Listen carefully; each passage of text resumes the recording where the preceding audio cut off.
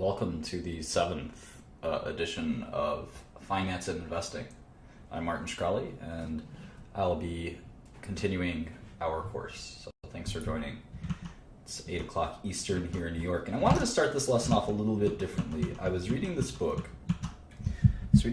Called No Bull by Michael Steinhardt. Let me see if I can zoom that in. Michael Steinhardt was probably one of the most successful hedge fund managers ever. He was mostly a stock investor, and he existed mostly in the 70s, 80s, and I guess early 90s. So a lot of you probably weren't around. I wasn't around, I know that, when he was a major investor. He was one of the early hedge funds, way before the hedge funds we have today, some of them are even public companies, etc. So in any event, I've never read this book. I've had it for a long time. I started reading it, and I know some people that worked for Michael and so forth. One of my friends refers to this book as All Bull, not No Bull.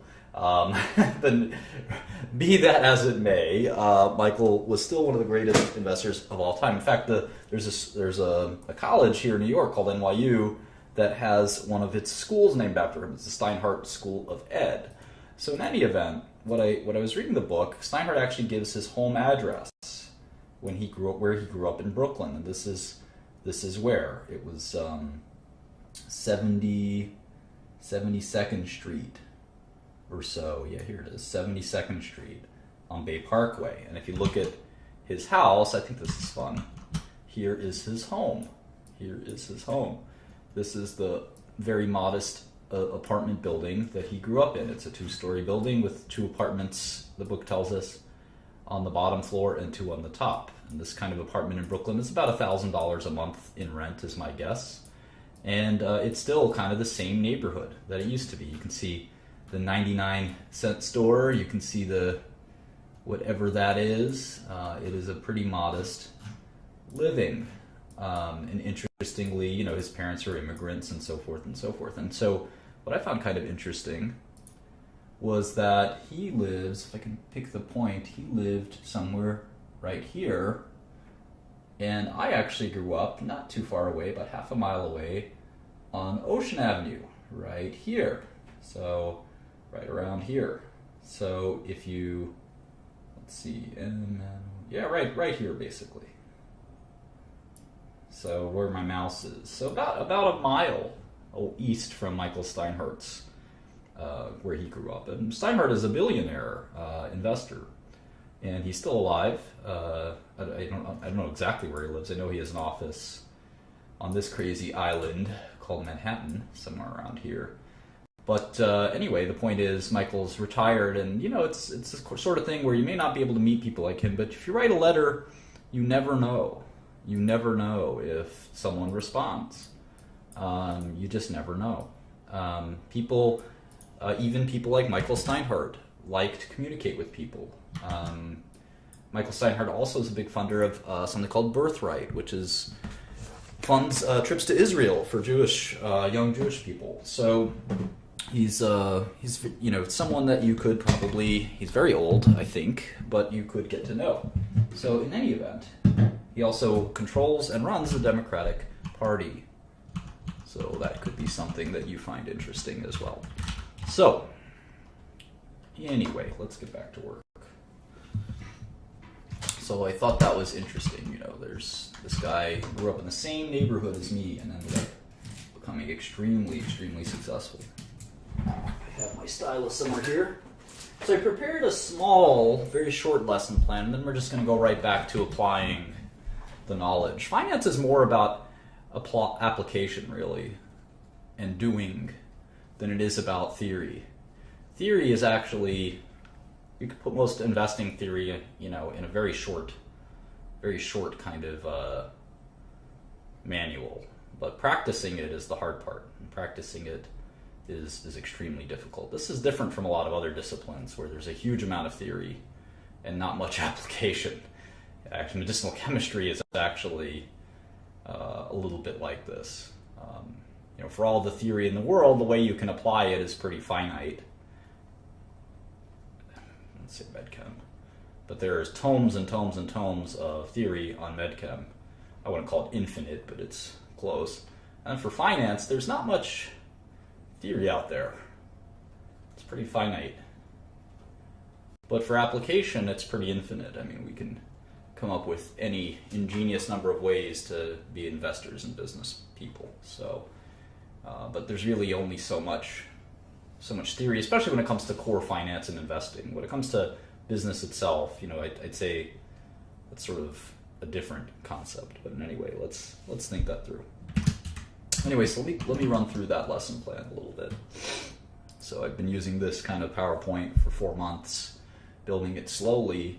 Haven't added much other than, I mentioned the Steinhardt book here, No Bull, which gives a good, a lot of these books, they don't teach you a lot, but some of them give you a good sense for different, just give you a sense for the industry, the investing industry.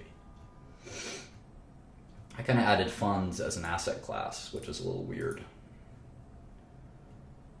Let's see what else. I've kind of gone over a lot of this stuff. I guess I should add for equities. I'm going to add some of these ratios because I think maybe I'll do that next class. We'll talk about interesting ratios.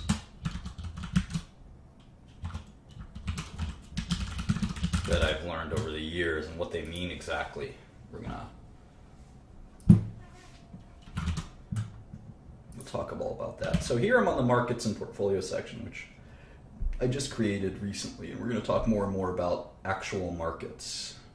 And we've talked about a bunch of this stuff. I added this section where I mentioned that there's no such thing as an investor who'd prefer to wait years for his investment to work, even if that investor is a so-called long-term investor. I hear often people say, I want to wait years for my investment to work. That doesn't make any sense. You want your stocks to go up as soon as possible, as much as possible. That's sort of the nature of how the math works. Here's a sort of cool 2 slides I added. So I talked a little bit about portfolio monitoring here. And what I mean by this is typically we have a term in the industry you like to refer to as drawdown. Drawdown. And what drawdown is if you graph the results of your account, say this is your stock investing account, and let's say it's $2,000, and this is $10,000, and this is $20,000. Not exactly drawn to scale, but we'll give it a shot. You can experience a lot of volatility around here. Well, drawdown is the peak to trough amount. So if you do this peak to trough, you lost 80% or so. Now you recovered it. That's all you really care about at the end of the day. But the fact that you could lose 80% of your money in some period of time, it doesn't have to be a short period of time, it could be a long period of time, it suggests that there's some risk you took. And that's why drawdowns are a measure of risk. Now they're an actualized measure of risk. They don't actually tell you how much risk you're taking. And we're going to have that duality oftentimes. We have observed risk, which is actually tangible, right? There's actually some loss, like a drawdown or a permanent loss or something. And then there's sort of conceptual risk. You could, for instance, go to the roulette wheel, and you can say, I'm going to bet red. I'm going to bet on red. Here's a little roulette wheel. Red. And there's black. And you basically can bet one or the other. And the odds are that you will lose over time. But they approach 50-50. I think it's like 48%.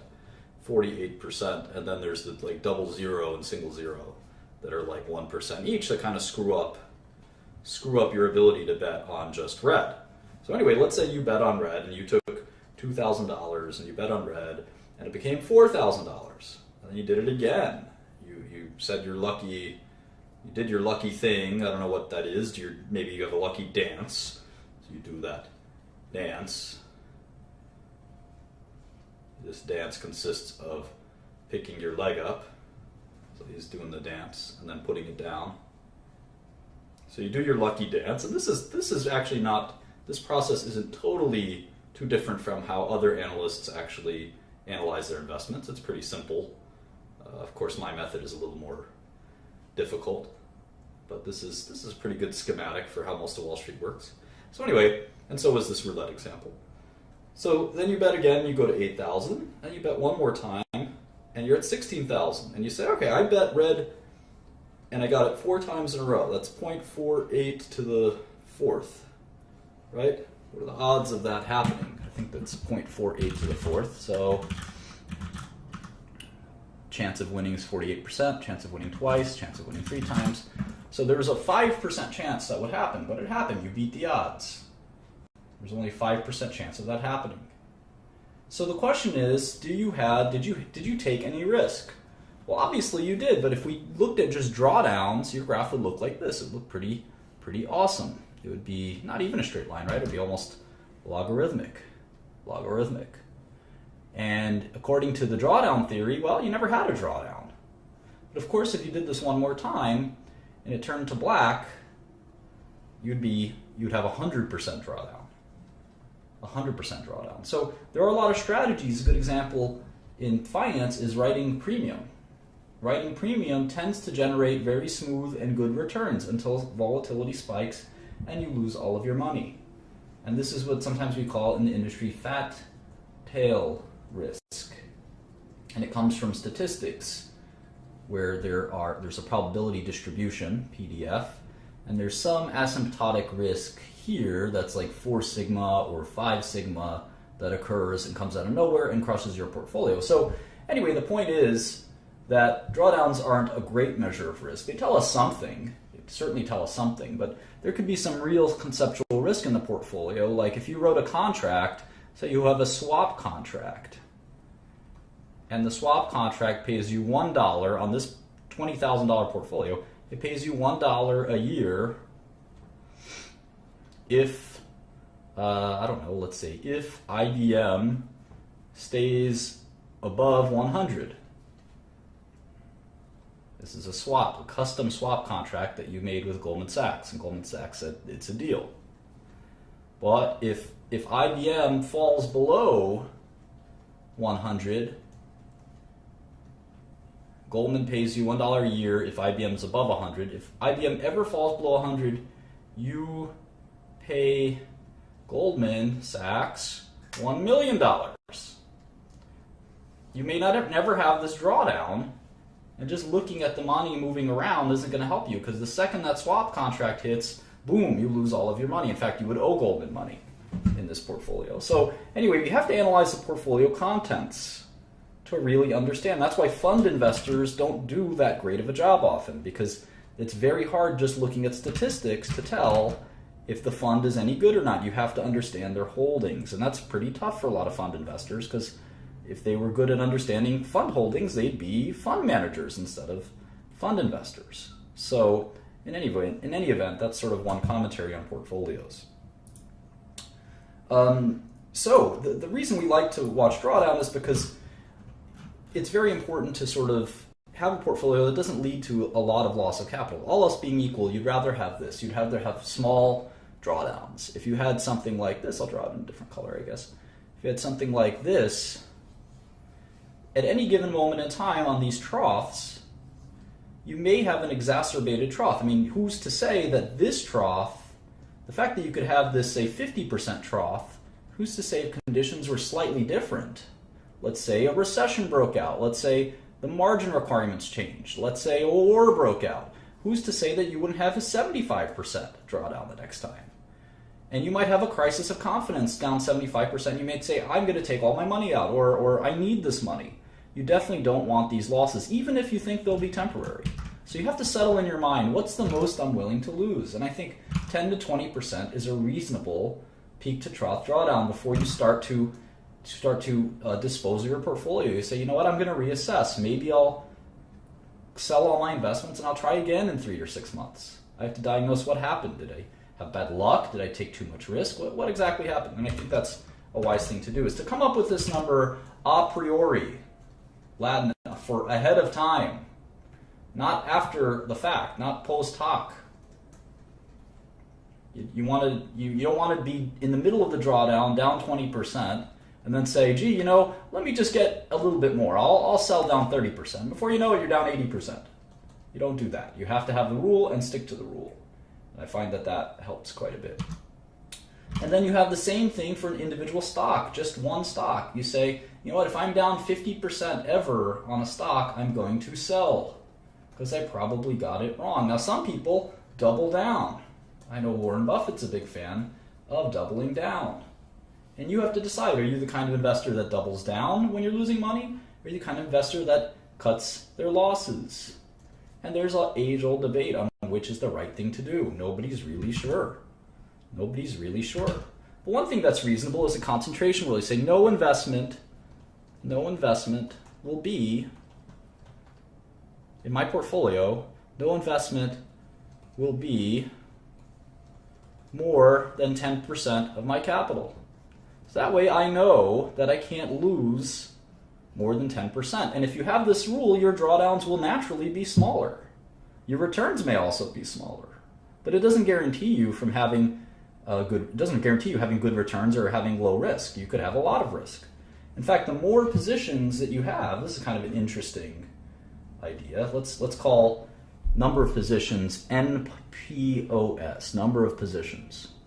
As number of positions, as NPOS approaches infinity, and let's call this portfolio return PR, PR will approach the market return.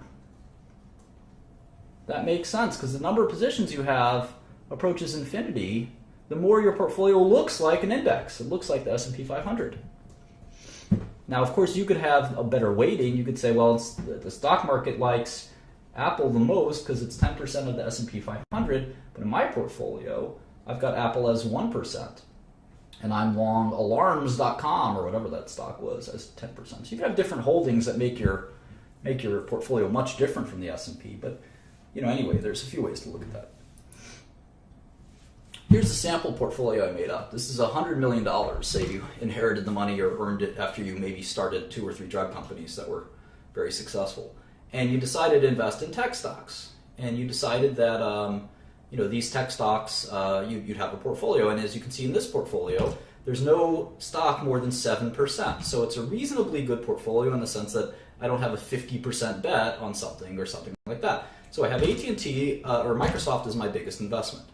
Microsoft. And can someone tell me how much money I have in Microsoft? This is a $100 million portfolio, and 7% of it is in Microsoft. I have 6% in IBM. I've got 5% in Facebook. How much dollars do I have in Microsoft? Oracle, I've got 5%. No, not 70,000, 7 million. I have $7 million in Microsoft. I have $6 million in IBM. And when I add it all up, these are my longs. These are stocks that I own and I'm betting will go up.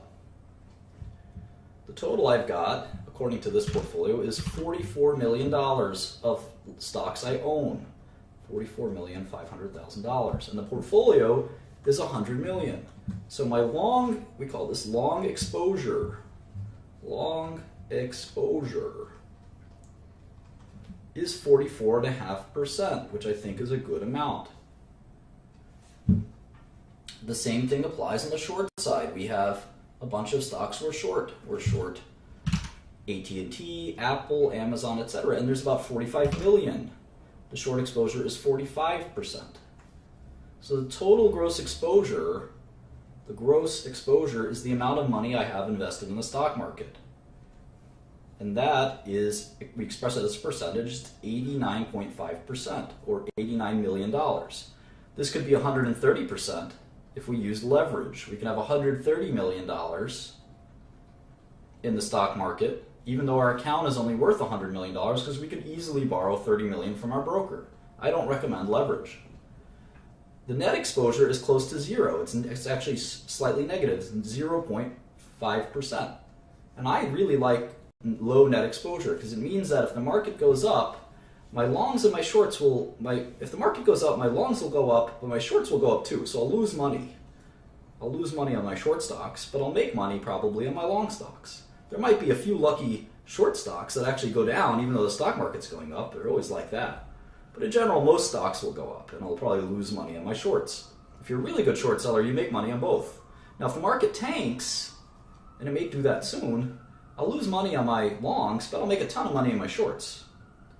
And so that way I'm covered no matter what happens to the stock market, because I can't really predict what's going to happen in the stock market, and I don't think the stock market goes up over long periods of time, so I like having a net exposure that's close to zero. Because there's plenty of companies out there that I know are worthless, so I have plenty of options to choose from on the shorts. So in any event, that's sort of the way I look at the stock market and portfolios and stuff like that. So I'll save this, and you're happy to open that file. It's in the share drive. I put all of these files in the share drive. I recently uploaded all of our models. But the key to coming up with a good portfolio is coming up with good stock picks. And it's easier said than done. And you can see that it's a painstaking amount of work, and I'm showing you how to do it, and it's slow and it's tedious, but you know what? I think it's not such a bad thing to do it this way. So anyway, let's look at Alphabet, which I guess is Google. And I can go ahead and go to the SEC website. Now I know they're now kind of going through. Coke Zero is asking, is there a reason the size of your short positions are the same as your longs? Coke Zero is one of my favorites here. He's probably a key part of our chat. Well, I think if you have really good short selling ability, you're not taking excess risk by shorting a stock that is a large percentage of your portfolio. I know the common knowledge is not to do that, but I don't think that's accurate, and the reasons for that are kind of intense and maybe not a good idea to go through right here. So anyway, Google is not going to report earnings anymore. Alphabet is the new company. So we're going to have to sort of change these models around a little bit. So let's see. Google is still the stock. It's $725 dollars a share. Now what's really important is just because it has the highest stock price of all, does not, as you can see, does not mean it's the most valuable company. Apple is much more valuable. I remember my dad used to think that just because the stock price is higher, that means the company is more valuable than another company. And what did my dad not know? My dad's a great guy, but he might not be a stock market genius. What was he missing? What was he missing?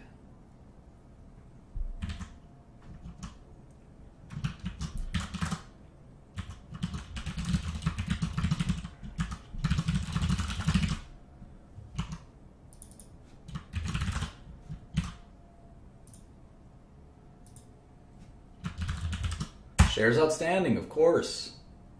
You could have more shares outstanding, so the price doesn't matter. I could start a new drug company tomorrow, and I'm sure I could get some investors, and I could say, you know what, we're only going to have 10 shares. This whole company is going to have 10 shares, and each share is $10 million. So the market cap of my company is $100 million, and that's nice. That's a good amount of money. But and each share is $10 million, and my Google's only $725 a share. But it doesn't really matter because they have almost 1 billion shares outstanding. I only have 10. So you really have to think about it a little bit more than that. All right. So notwithstanding this idea that Google will be, this is the last 10K they'll ever file as Google, and they're changing everything to Alphabet and this and that, let's still take a look. And we can see they have all these kind of complicated shares outstanding. It's a pain in the neck. Looks like 292, 50, and 345. Class A, Class B, and Class C. And we don't have to worry too much about what does that mean, Class A, Class B, and Class C. They're just slightly different versions of common stock. They're all common stock, though, at the end of the day. They probably have different voting rights. So Sergey Brin and Larry Page, the founders of Google, probably said, let me have a different share than all the rest of you because I want to be able to vote more than I want my B shares and C shares to mean more than the common person's A shares because I'm the founder of the company and I want to be able to control the company. And that's not uncommon, especially in technology. So anyway, it's a $500 billion company, which makes it the second biggest, right? The second biggest company we've looked at next to Apple. And I wonder how much cash they have. I wonder what their earnings ratios are. I'm curious about all this stuff. It fascinates me. So let's take a look. I wonder if they have their balance sheet in here or they do it somewhere else. Consolidated balance sheets. There it is. All right. So notice this is 2014, this is 2015. So you got to use these numbers, not these numbers. All right, it looks like they have 73 billion of cash. 73,066. Let me just write down Q415. So the enterprise value will probably be lower. Let's see if they have any other investments. Here, they have another 5 billion. Yeah, I don't like the alphabet name myself, but you know, that's their call. All right, so they have some debt. They've got some Google debt, 2 billion there. Where else? Short-term debt, another 3 billion. All right, so not much debt, mostly cash. So they're like Apple. They've got this massive amount of cash, and they're waiting to buy something. But I guess they find the startups too expensive, the Snapchats and the who else, the cool little startups that are out there. And but you know, between them, Microsoft, Facebook, and Apple, there's how much is that? 300 billion of cash just sitting there, not doing anything. These companies don't need that cash. And they can borrow probably double that.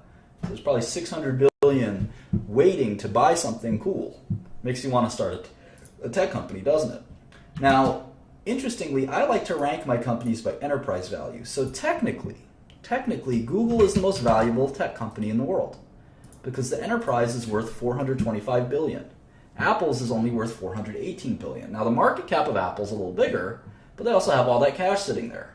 So technically, Google, the way I look at it, is the most valuable company in the world in terms of enterprise value, or at least the most valuable tech company in the world. Now here's the income statement. You can see a lot of growth. Let's make the model real quick.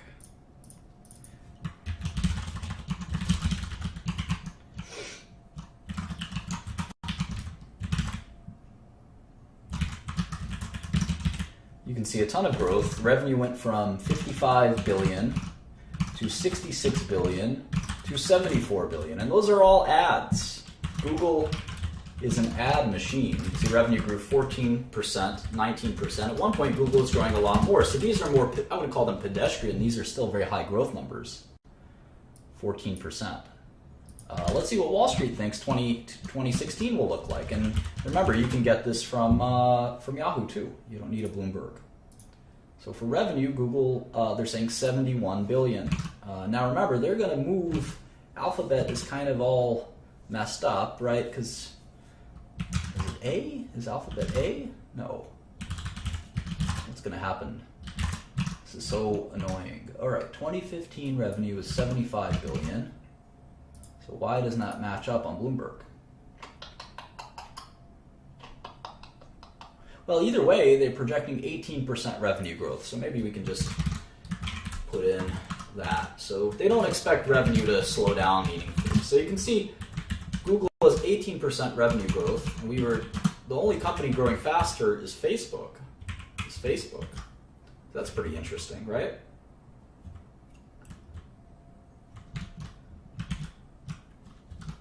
So let's keep going here.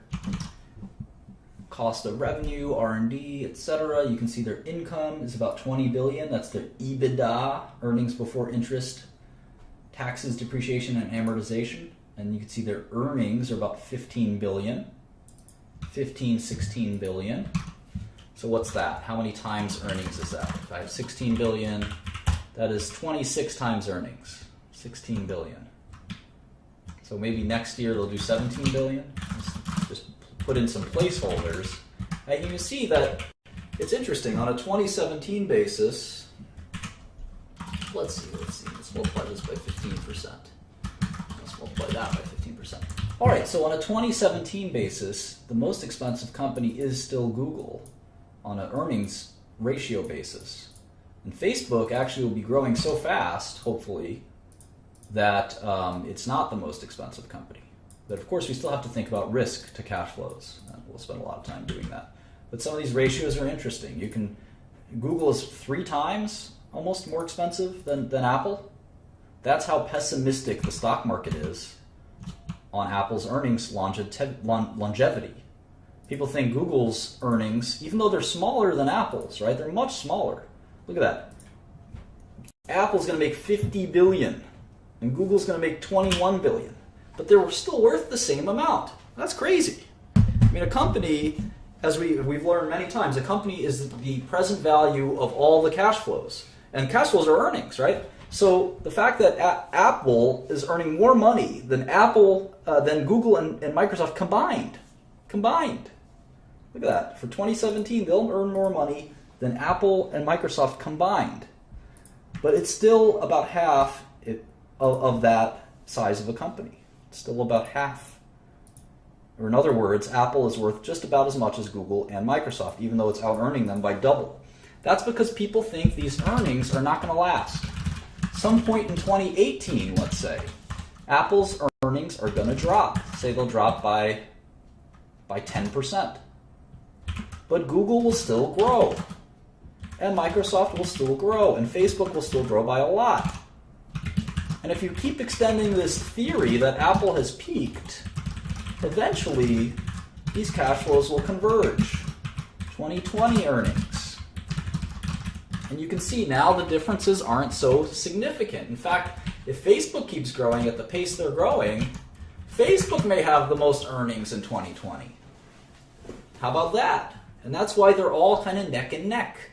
They're all neck and neck. And each move they make will determine the future and their stock price. For instance, Apple may come out with a great new product, and then their earnings multiple will go up because there'll be more confidence. There'll be more confidence. And now it's not the multiple that's going up, it's just the value of the company that's going up. And remember, the value of the company is the discounted sum of cash flows. So if there's more confidence that instead of it going from 53 to 48 to 43 to 38, that instead it's going to actually start going up 50 to 53 to 56 to 58 to 64 to 70, then I guarantee you the value of the company will go even more. But I think people are worried because Apple's only product, their major product, is the iPhone. And iPhone sales, as you can see, of these 4 companies, who has the lowest growth? This is revenue growth. Revenue growth.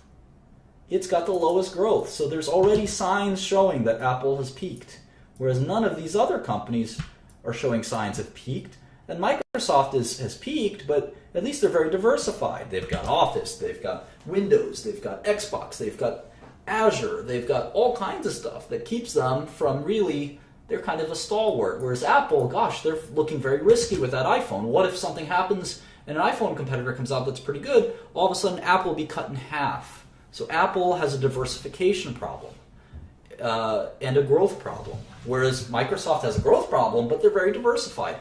Facebook and Google, well, they're growing like a weed, but eventually they'll have that diversification problem too. And of course, both companies are working furiously at that, with Facebook trying to get into virtual reality and Google trying to get in just about everything, maybe being a little too diversified. So that's kind of the strategy, the way I look at it.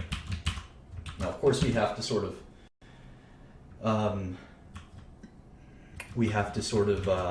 go into all of this in more detail, and we learn about their business model when we do that, right? That's the cool thing, going through these numbers. Now you can see their cash flow is actually a little bit better. Well, I don't know. If you exclude the D&A, it's about equal to net income, as the quick eyeball will tell us. And so the best way to do the annuals, as I've told you a few times, is to actually go to the 8K.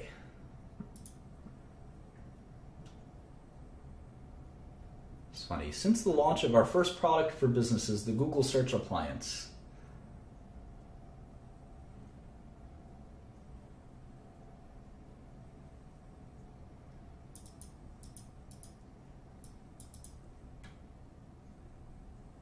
Bebop.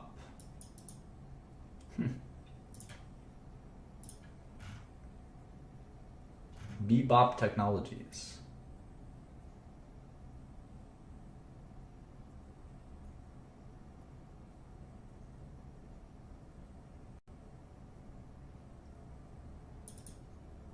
John Doerr will replace Diane on the audit committee. John Doerr is a legendary Silicon Valley venture capitalist. All right, so here's the 8K. So weird. Here's the third quarter, but I don't see the Q4 8K. What a pain. What a pain. I'll tell you what, maybe I'll go to Google Investor Relations. Sometimes that'll help. Alphabet Investor Relations. I like their website, abc.xyz. It's kind of funny, isn't it?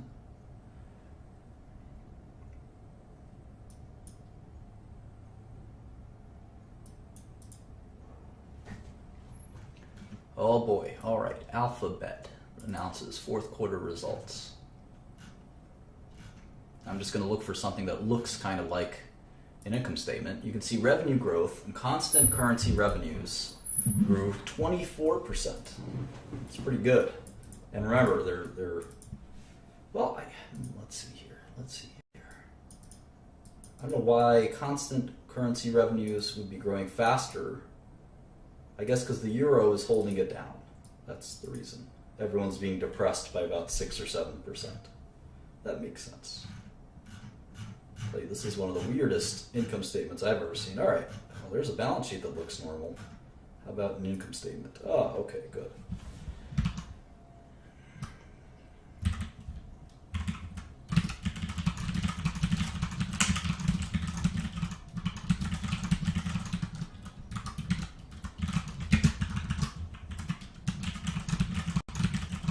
All right, let's do this. I wonder what Google's margins are like, right? In fact, maybe we'll make that column here, gross margins. Gross margins. Let's fill that out real quick. What's Apple's gross margin? I think it was 40%. Let's check it.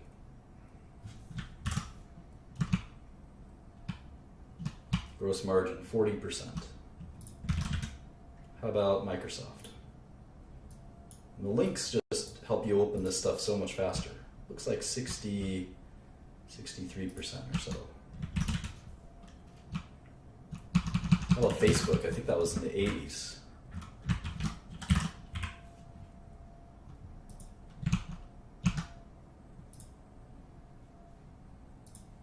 $86. Wow. They have almost no cost. That's like a pharmaceutical company gross margins. Crazy. But IBM is really low gross margins, if I recall correctly. Oh, maybe not that low, 52 or 50. 50. So Apple's got the lowest gross margins. That's not uncommon because they're a hardware company. Hardware companies, you got to actually make stuff, right? Whereas IBM, Microsoft, Facebook, you're selling software, and there's actually no stuff to sell. It's all electronic. So anyway, let's look at Google. 21,329 revenues. They do the revenue, the columns backwards, right? Usually you have 2015 here and 2014 here, so it's a little backwards. All right, so gross margin is 62% for Google. 62%. That means for every dollar of goods they sell, they have 62 cents of profit. That's almost the same as Microsoft. You can see these are all pretty high margin companies. Even Apple, for a hardware company, 40% isn't bad. Right, so there's cost of goods sold, gross profit. Now, of course, our favorite lines. You can see every company in America has got the same kind of lines. Research and development, sales and marketing, general administrative, research and development, your products. Even retail companies have product development costs. Obviously, something like a retailer or a restaurant company is not going to have research and development. McDonald's doesn't have research and development, or at least they don't have much of it. Sales and marketing is a more important line for a lot of companies, and general administrative is just their workforce. These, in total, we call these operating costs. When you subtract that from gross margin, we call that operating profit. When you subtract it from gross profit. and we can actually get the operating margin, which is pretty important. Operating margin. And that's just operating profit divided by revenue. You can see it's about 30%. And so I'm going to make that as a column. Google's operating margin is 30%. I wonder what Microsoft's or Apple's is. Apple is about 30% as well. How about Microsoft and Facebook? You can think of operating margin as what's left over after all of your business costs are deducted. So for Microsoft, it's 28 cents on the dollar. So 28 cents of revenue. You can see that all of these businesses have roughly the same margin. After the $1 revenue comes in, they have about 30 cents left after all of their business costs are deducted. Facebook, let's see Facebook. There's not even a line. Operating margin. It's a little higher, at least in that quarter. Wow, 57%. Facebook's really, really profitable.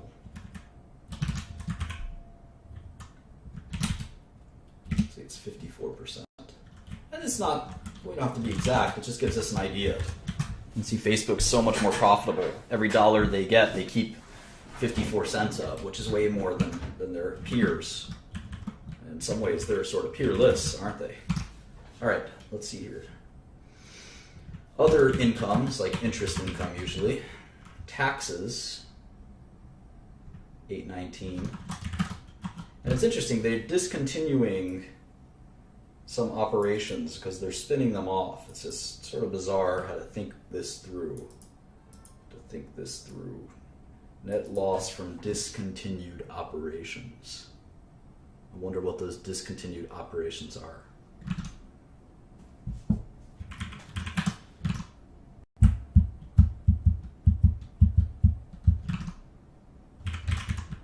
And I'm sort of mixing and matching the years, so that's why there's errors here. Let's do this again. 1572. Again, they have this sort of backwards 2014, 2015. It's a little annoying. Much better.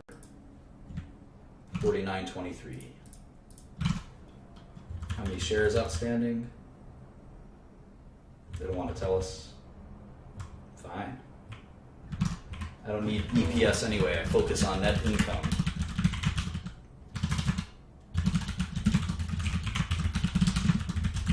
And you can see Google pays almost no taxes. How about that? What's Google's tax rate? 5%. Holy moly. That's the lowest tax rate I've seen. Google don't like to pay taxes, do they? 5%. Holy moly. Let's do this for Q4 14. 18103, 69.1, 13.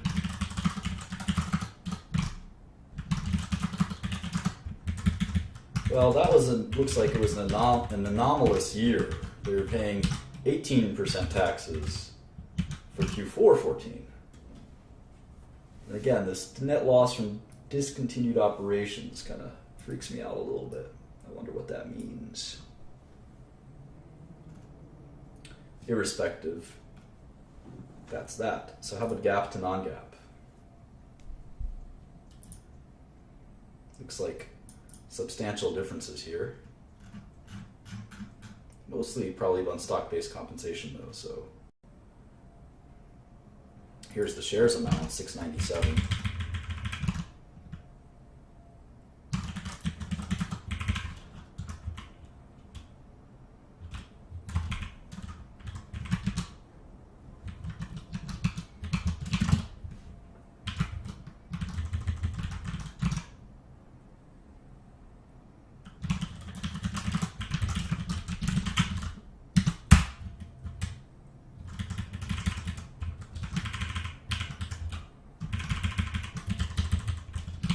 All right, so revenue last quarter grew 18%, so really healthy growth, especially if you look at local currencies. My guess is revenue is in the 20% growth. So Google is still growing like a weed, which is somewhat surprising given how much revenue they've got. And if you really want to really complete this chart, you don't want to make it too crazy, but maybe you could put in 2016 revenue. 2016 revenue. And for Google, we're expecting 88 billion. 88,487. I'd be curious what these other companies are doing. I think Apple is in the 100 billion club, maybe even 228 billion club. Jeez. More revenue than anyone. I think Microsoft is like 120. Nope, 92. Nope, even less than that. 88, 89. It's hard because Microsoft has these weird fiscal quarters, right? Maybe 89. Isn't that interesting? Microsoft and Google have almost the same exact gross margin and operating margin and revenue amount. The only difference is Google is growing much faster, 18% versus just 1%. How about Facebook? I wonder what Facebook's revenue is. Very low, right? 25 billion. So compared to these companies, it's like Facebook doesn't even belong, right? Look at how little their revenue is and how little their profits are, 10 billion. But the reality is it's growing even faster than all of them, 40%. It certainly makes you wonder, we'll do the net present value and the discounted cash flow. It makes you wonder if Google could be a good long as well. We'll do the discounted cash flow soon. See if we can see the old news. That'd be good. Here's Q3, Alphabet Q3 results. Here's the income statement. And again, it's nice to just be able to copy and paste. And the results kind of fall off your fingers very simply. Now Google is an ad company, so there's going to be a lot of interesting, it's very different from the other companies we've looked at, save maybe for Facebook. So one of the things we can do that's kind of fun, I think it's going to be a lot of fun actually, is we're actually going to combine Google's and Facebook's results to get sort of an ad industry model. And I think you're going to find that entertaining.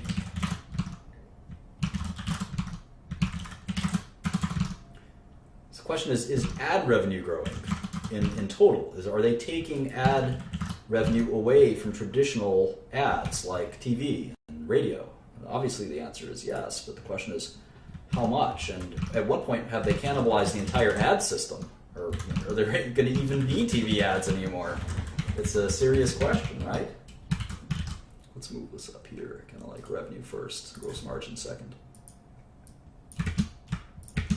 So down here I'm going to put Google revenue, Facebook revenue, and then I'm going to pick some advertising companies. Who's the biggest advertising companies? Oh, Bloomberg should be able to tell us, right? Let's take a look. Sectors. How about this? Advertising. No? No? Advertising. It's hard to figure out who sells ads exactly, right? WPP and Omnicom are the two big ones I know.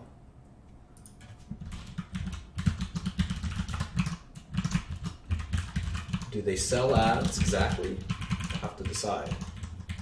Is it more like a NBC? I mean, they're a content company. Comcast? How do we think about it? How do we think about it? Maybe radio companies? I don't know. We'll have to think about it. Let's try this. Global advertising revenue. Global advertising revenue. Total media spend. Advertisers spend $600 billion worldwide. That sounds like the number that I had in my head, because I always knew that the global advertising was about the same as global pharma, which is about 600 billion. So the advertising business and the drug business are pretty similar. They're pretty similar. So if I did 600 billion, we can see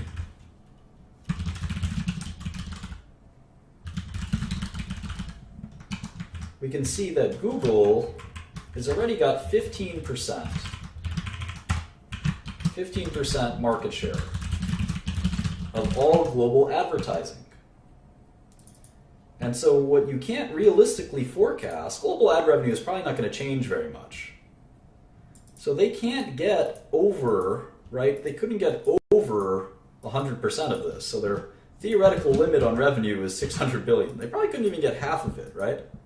And in many businesses, most companies don't want to, of course, Google wants to dominate this business and have 100% of the business, but because there's alternatives, they're typically, it's hard to get more than 15% market share, or 20 or 30% market share. You really have to dominate the business completely.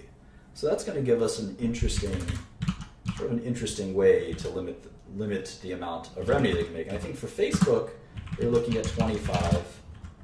So in sum, if you just took the sort of two biggest internet companies, they're already at 20% roughly of ad revenue. Now, if we did WPP, let me just do Omnicom.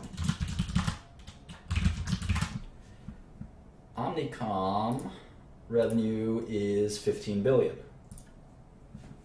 So it's smaller. And WPP, may have to translate from pounds. Their revenue is 12 billion pounds, and a pound is times 1.4, so let's see, 12, it's about the same as WPP, Omnicom. 1.4, yeah, it's 17 billion. So if we add all of these guys, I mean, Google's got so much more revenue, but we can only account for, at least with public companies, 24%. 24% of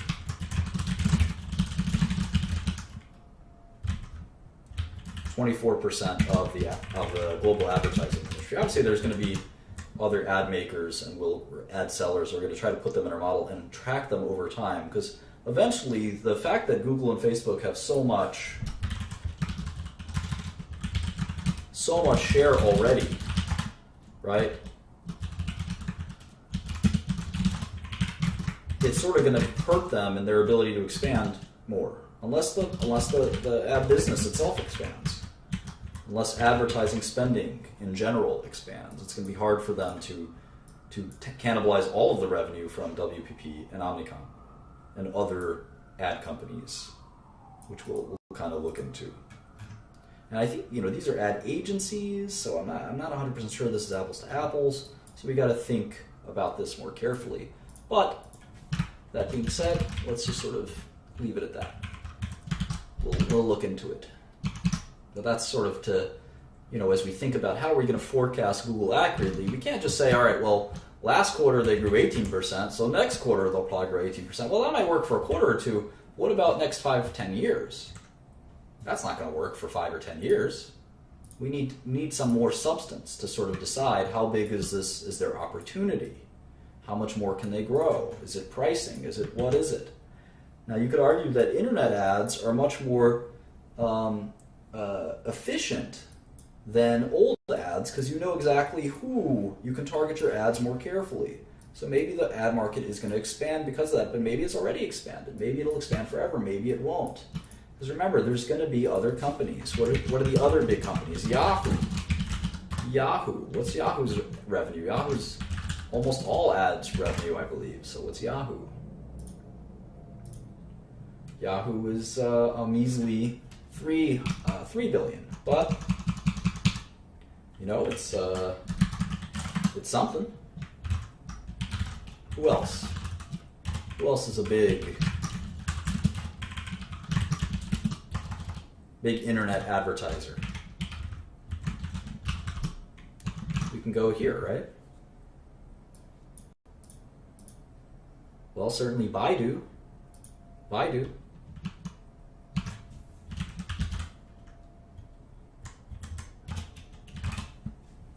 Sure, people use Yahoo Finance, is a good example.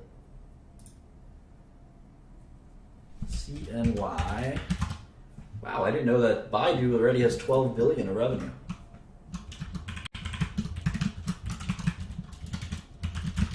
People use Yahoo Mail. People use all kinds of things. I know Microsoft has a bunch of ad revenue, and we can actually, at one point, Microsoft even disclosed how much they have, so we can actually look at that. It's roughly 12 billion for Baidu. All right, so it looks like these internet guys we're tracking, internet share, it's about 22%. 22%. Just these 4 companies. There's more companies than that. There's way more companies than that. So if we add all this up,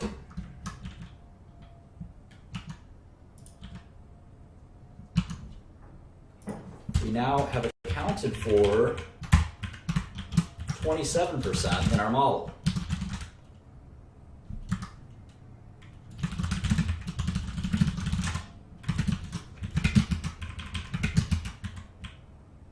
And I'm sure we can do that with a few more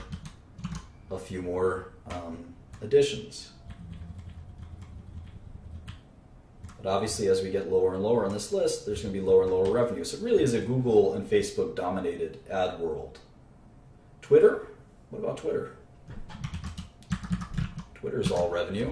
We pay for Twitter, right? Twitter, 3 billion. Even less than Yahoo, but it's growing.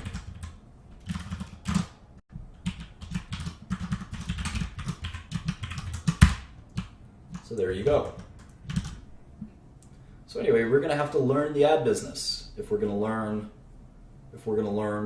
Google, and that makes sense. That's most of their revenue. All right, let's keep going. Almost done here with a year or 2 years. Q2.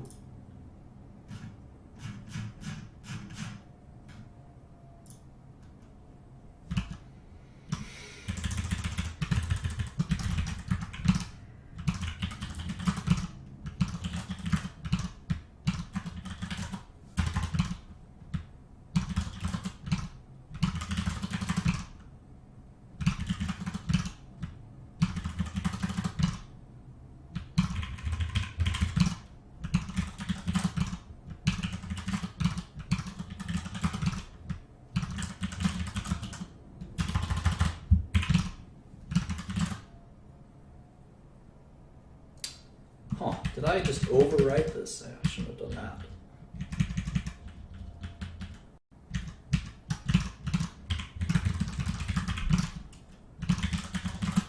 Glad you guys noticed all my mistakes.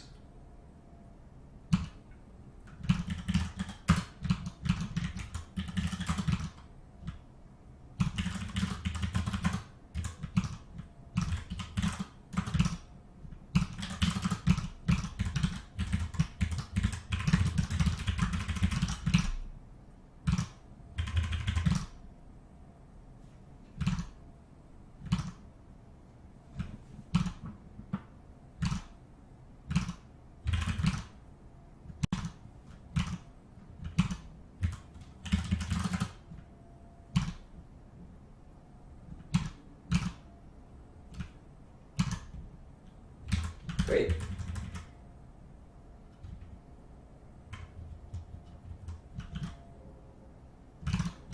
One last one. And you get to learn each company's way of doing this. You can see that this is how Google does it. So every quarter we got to go to this crappy website. Ironic considering it's the best internet company in the world.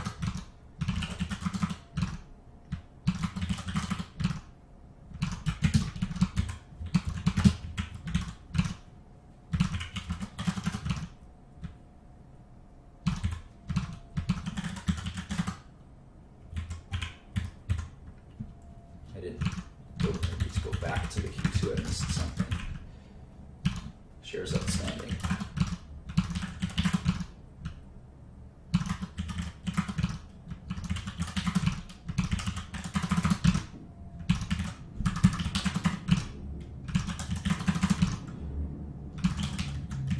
All right. Let me just go back and quickly get that last number I missed.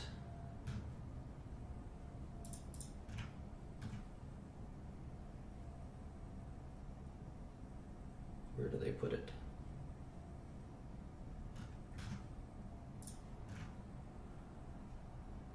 How frustrating.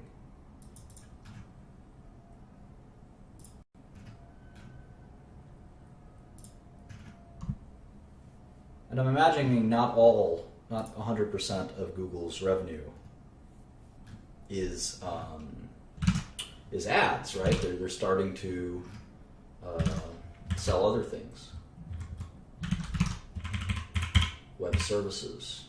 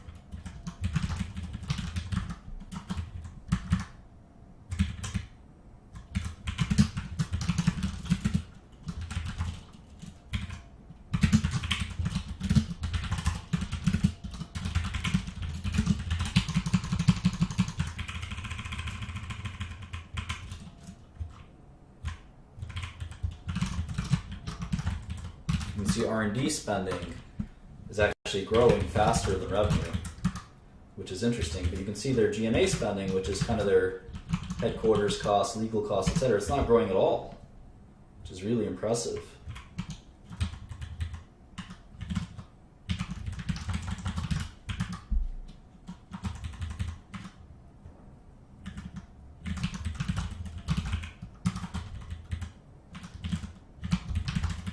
They're spending a lot of their money on those advanced projects, or whatever it is. So you can sort of forecast earnings. Their tax rate kind of fluctuates, but looks like on average it's about 20%. Just you can also track that in our main page. You can track the tax rate for each of these big tech companies. So it'll actually be pretty important for us.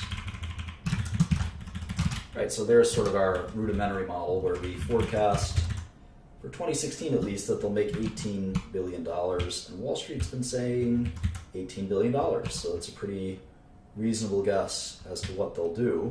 Now we're going to have to sort of reverse engineer what the stock market thinks will happen. What the stock market thinks will happen, I should say. Which is sort of my method of imputing the market's expectations using discounted cash flow.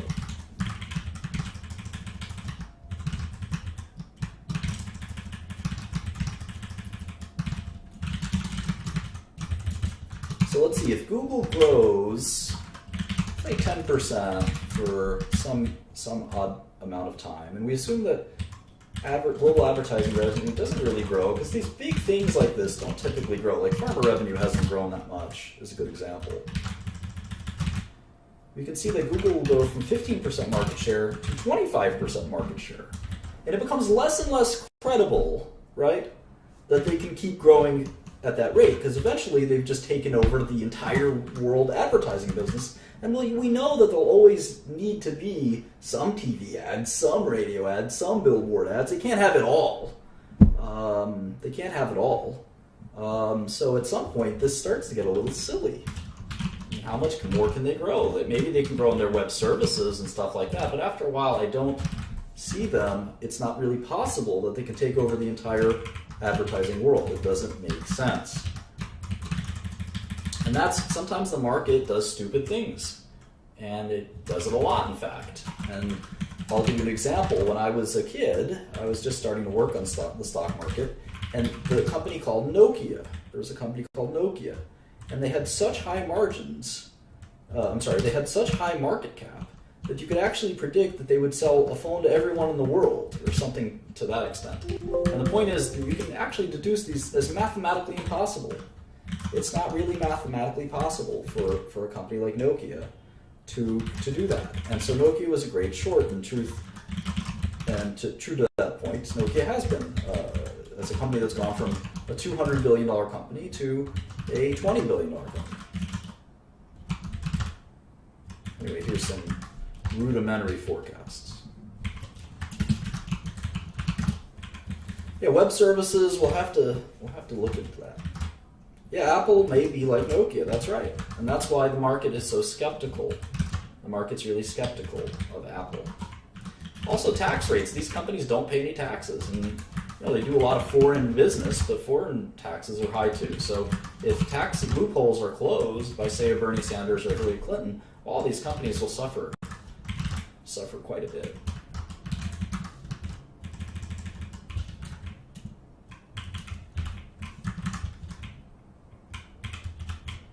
Now, one argument is that Google doesn't really have to spend on R&D, and that this R&D should be cut to reflect the fact that they're spending on this R&D to generate more revenue.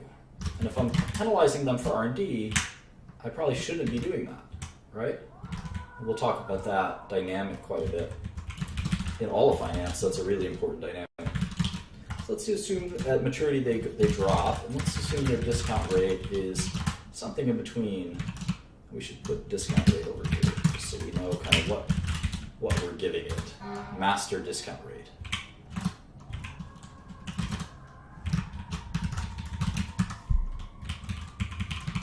So let's assume it's 6%. Actually, I could just link it like this. So now we can get an NPV.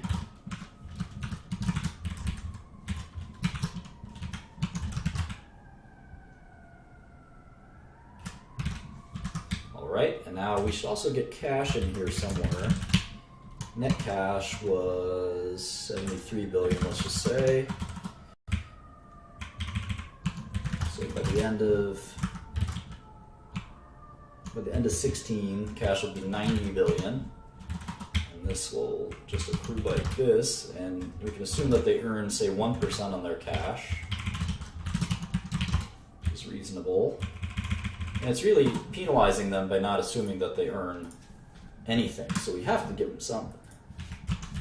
And if you like one company's management team, you could say, well, maybe they're earning 2% on their cash. That's another way to do it. Anyway, what's the NPV? It's a little more than their current market value.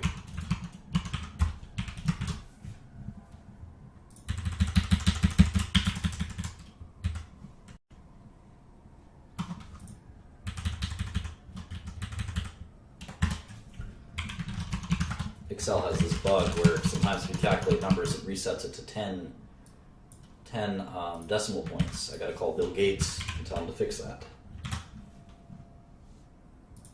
All right, so we get about 1,147 versus the current stock price of 725, which is a nice return, 58%.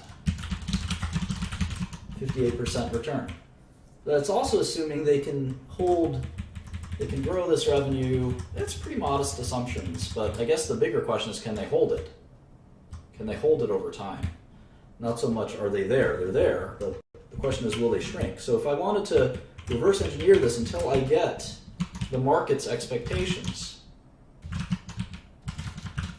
let me do that. What if they start shrinking? Well, then I get roughly the current market price. They started to shrink.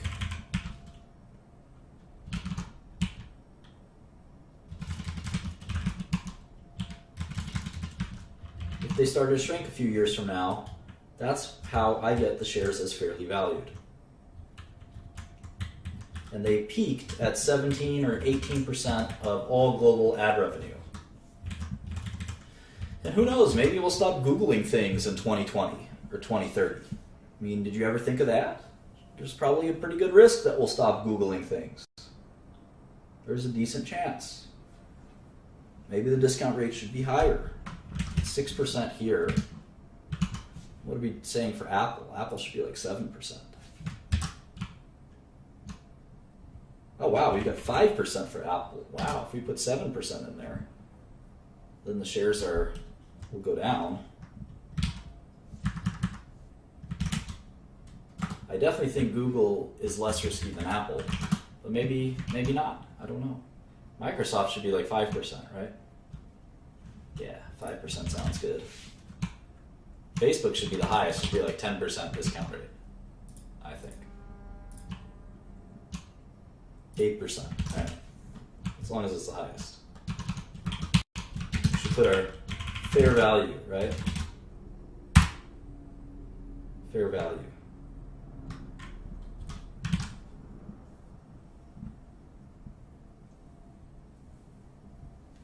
So that's a quick, fun look at Google. We hadn't, again, we can't make decisions too quickly, but we have to familiarize ourselves with the company, set up some basic models, and then maybe when we see a huge undervalue or overvalued, I mean, we only looked at 4 stocks. None of them really jump out.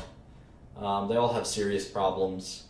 The only one that kind of looked really attractive to me was Microsoft, just because it's really a strong portfolio of tech, and I'm impressed at how quickly they grew Azure, for instance.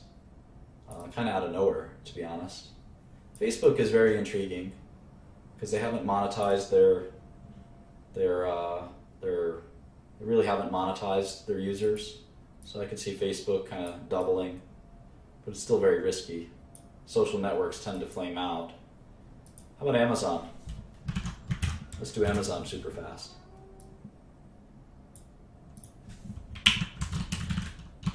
Yeah, I don't think the WACC is a good way to do it. I think you should just come up with your own discount rate. Amazon, $559.47 a share. These tech companies don't like splitting their stocks.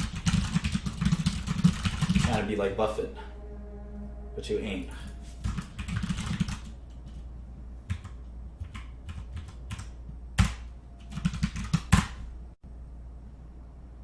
This should be a rap song. I should be a rapper, I think. Sometimes I think. I would be good at it. Maybe I go to Amazon IR.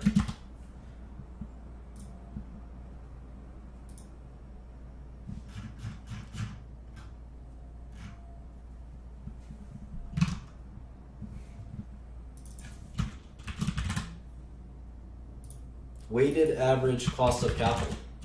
It's a way to determine a discount rate, but I think it's faulty. I would not recommend it. The concepts that arise from WACC or WACC it's a good sort of conceptually, but it uses beta, which I think is not really a good way to do it. And then it sort of evades the concept that there could be some companies that are really have very, very little risk and bear no resemblance to things like equity risk premium and stuff like that. That's a little. It's not, I wouldn't take beyond, it's just sort of not a good way to learn it. So there's Amazon's revenue, total revenue of 35. Well, they want us to look at 2 lines of revenue. So they have their retail business, product sales, and then they have their Amazon Web Services, I guess, services sales. So revenue is about $35 billion a quarter.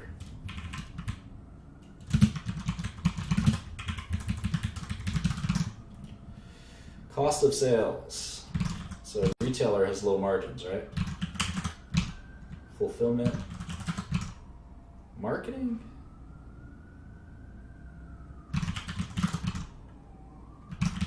Technology and content. G&A. Other. I'm going to put other and G&A together.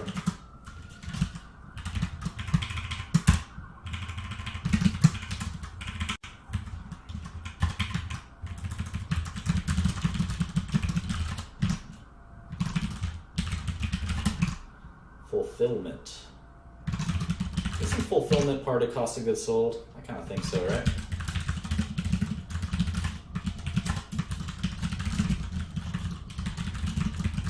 Should I put it in?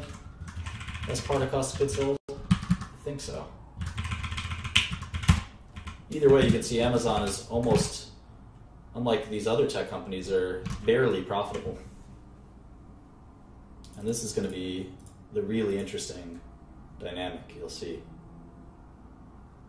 I think we should put fulfillment as part of cost of goods sold because it's sort of shipping is a cost.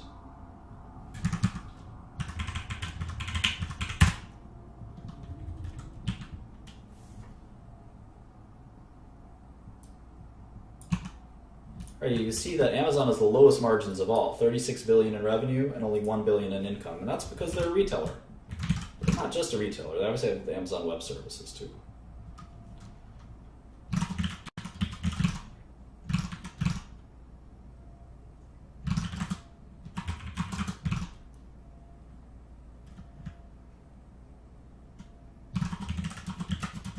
Look how much taxes they pay. It's insane, huh?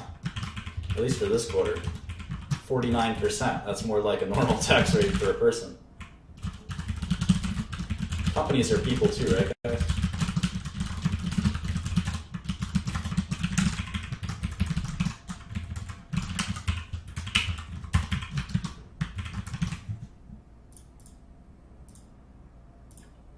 I'm gonna play some League of Legends after this, and maybe I'm gonna drink a beer.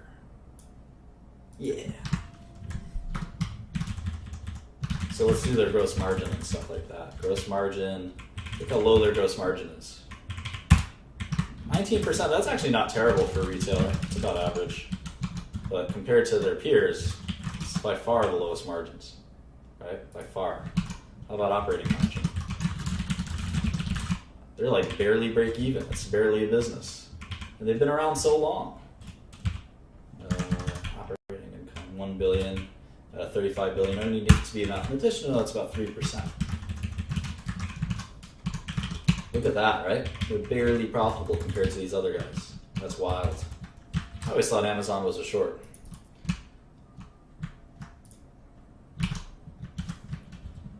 We'll look at the balance sheet in a second. How about last quarter?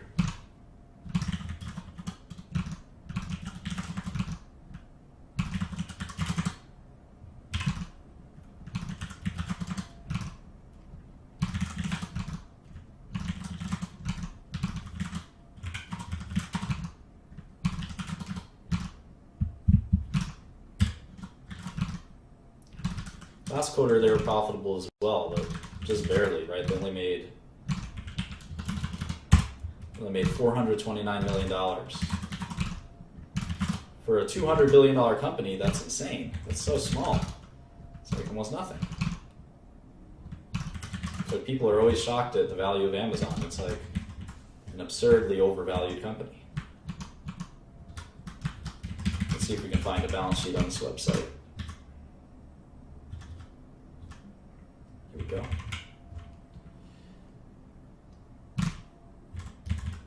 Cash.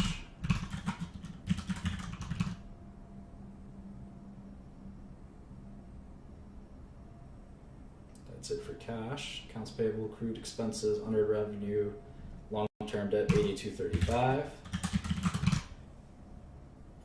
Other long-term liabilities. I think that's probably fine.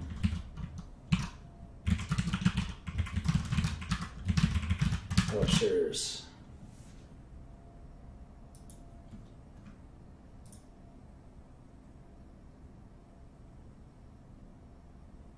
$471 million. So $263 billion company, tiny amount of net cash. They're not nearly as, they would have a hard time buying, they wouldn't have a hard time because they could place debt, but they sort of would have a hard time buying a huge company. And they could always do it with equity, but you can see their enterprise value ranks them fifth, about a $250 million company. But if you look at the earnings, I mean, how much could they make in 2016? Just look at our model, right? They make 500 million a quarter. So 500 times 4 is 2 billion. Even if they doubled that, it's 63 times earnings. I mean, which one of these doesn't belong? The heck is going on here? They could double earnings for a long time and they still won't be the same. And nobody doubles earnings, come on. You gotta slow down at some point. So how is Amazon, how can Amazon be this overvalued? Sounds like a good short. Revenue growth is 22%. That's pretty good. So maybe they'll grow their way into some success. I revenue, they have quite a lot of revenue.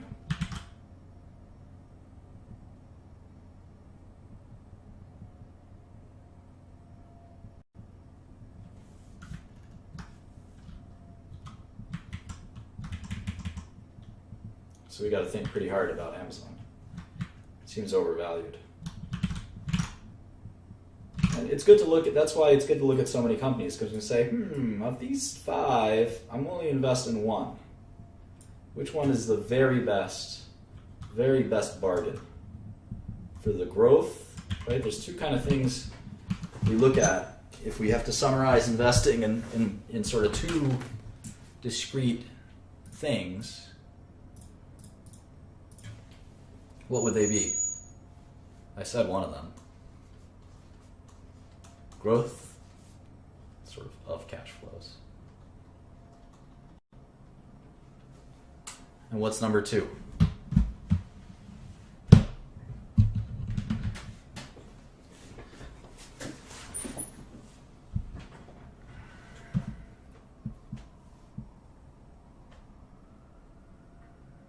No, not value. Value is how we look at thing number 1 and thing number 2. Yeah, it's sort of predictability is a good, there's a better word for predictability.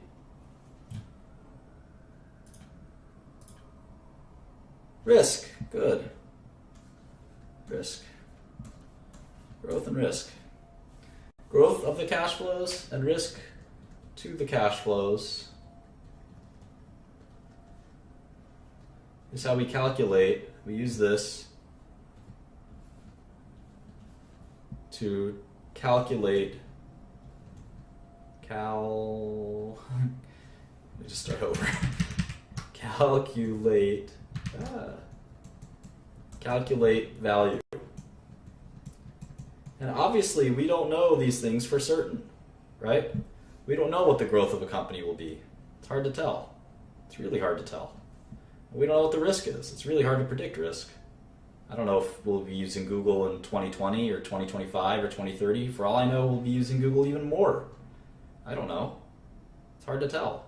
But sometimes the market gives you such lopsided options, such lopsided opportunities, where it says, I'm going to say that both at certain stock prices, say if IBM, or let's pick Microsoft.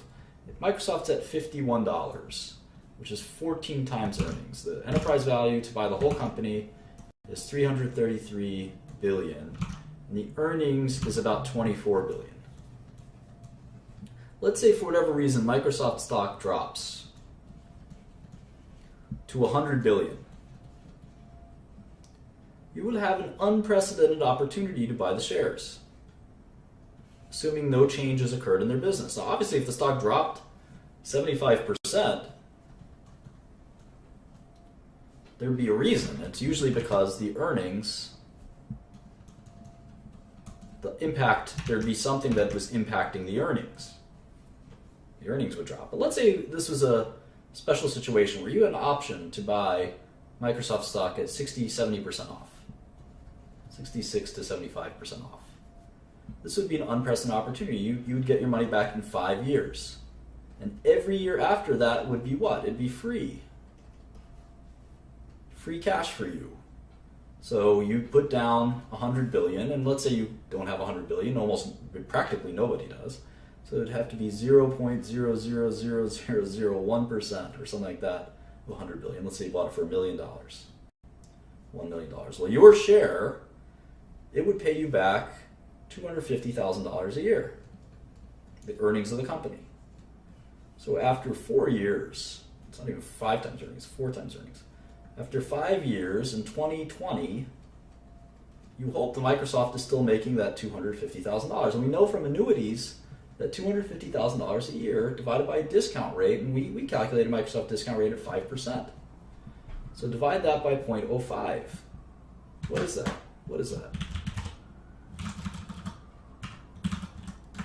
$5 million. So you made 5 times your money. from 1 million to 5 million. And sometimes the markets give you these opportunities, especially if there's some crazy news or something like that, that temporarily people start getting scared and you say, you know what, I still think they're going to make 24 billion. Or maybe it's not 24 million, maybe it just goes down to 20 billion. That's still a bargain. That's still a bargain. So you got to think that through. You got to think through these opportunities. So anyway, there's about 5 minutes left. I want to take some questions. We're not going to finish Amazon today, but maybe Chipotle is a good example of a company that's got a problem right now, but maybe their stock will be cheap because of that problem. And their earnings will be just fine 5 or 10 years from now, and you'll get a good bargain. I'll take some questions.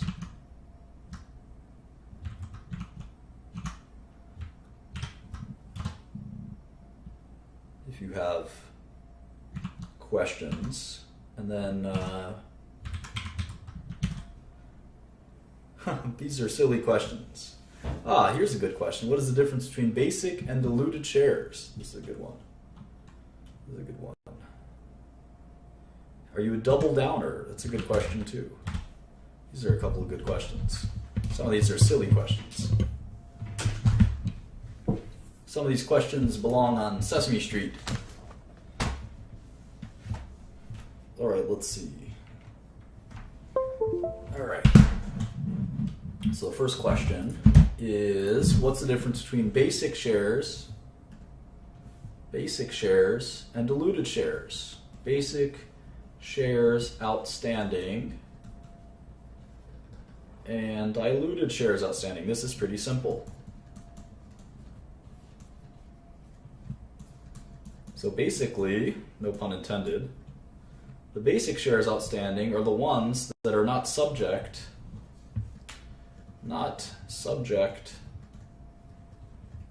to an event. So these are the shares outstanding that the investors own. The diluted shares outstanding include shares that could be converted, shares that are convertible upon certain events. There's two main types of reasons why basic shares will be less than diluted shares. There'll be some extra shares that are dilutable. They can dilute the basic shares. And one is very easy. It's the stock options for the employees. ESO, employee stock options. Stock options. So if you have stock options, let's say you have $100 stock, and you give your employees options at $100, you can't make it lower than that. And the stock goes to $150. Well, your employees will cash in their stock options. Let's say you gave them 1 million shares. And the investors have 40 million shares. So you technically have 41 million diluted shares, outstanding shares, and you have 40 million basic outstanding shares. So do you have 41 or do you have 40? Well, it kind of depends. If the stock goes to 60, the employees will never exercise their options, right? An option is a right to buy. A right to buy, a call option, or an employee option is a right to buy.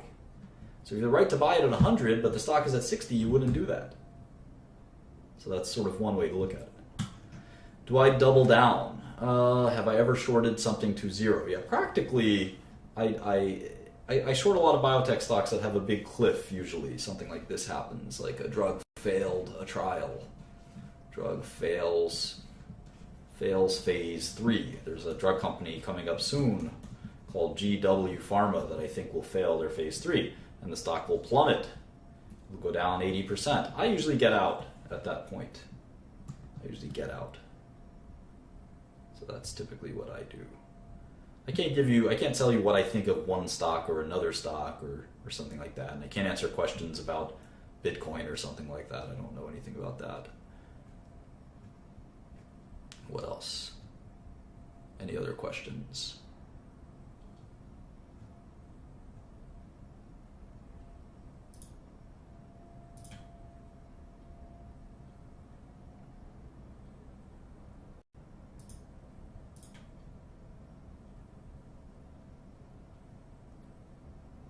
I don't know why Amazon trades at such a high PE. I think we'll find out. I think people think that they could raise their prices.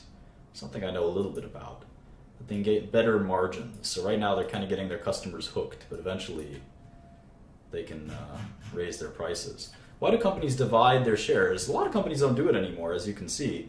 So some companies you have 800 million shares outstanding. And if it's $100 a share, well, that's 80 billion market cap. And at about 100, a lot of companies like to split their stock. Stock split. So what they do is they say, for every share you've got, you get another one. So now there's 1.6 billion shares, or 1,600 million. But now the stock's at 50. It's the same market cap. And the idea is that it makes it a little easier for people to trade in 50 increments instead of, if the stock were to go up, $200 or $725 a share if you're Google. $725 a share. So if you wanted one share, it's $725. And that's a big increment to trade in. Now, this is Wall Street. You know, we deal with large amounts of money, so it really doesn't make a difference. But for your tiny account, if you have $5,000, it's pretty hard to buy. You can't buy half a share of something, so that's kind of why we do that. Yeah, so Alex is asking a good question on GAAP versus non-GAAP. Yeah, absolutely. I did that just because we were stressed for time. If you do a model, it should be all of one or all of the other. So I'm glad you caught that. We'll fix that later.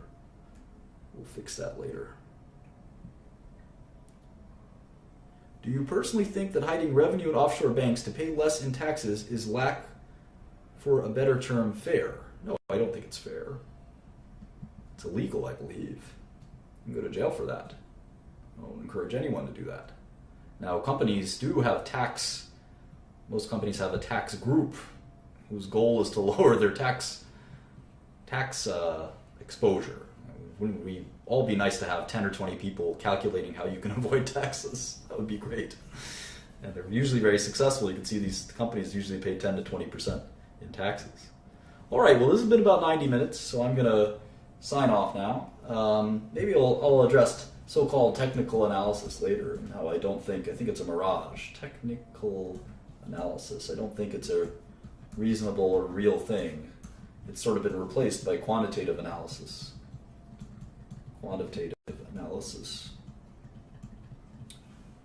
So maybe I'll talk about that next session. That gives me a good thing to talk about. All right, have a good one, guys. I'll see you maybe tomorrow, maybe the day after that.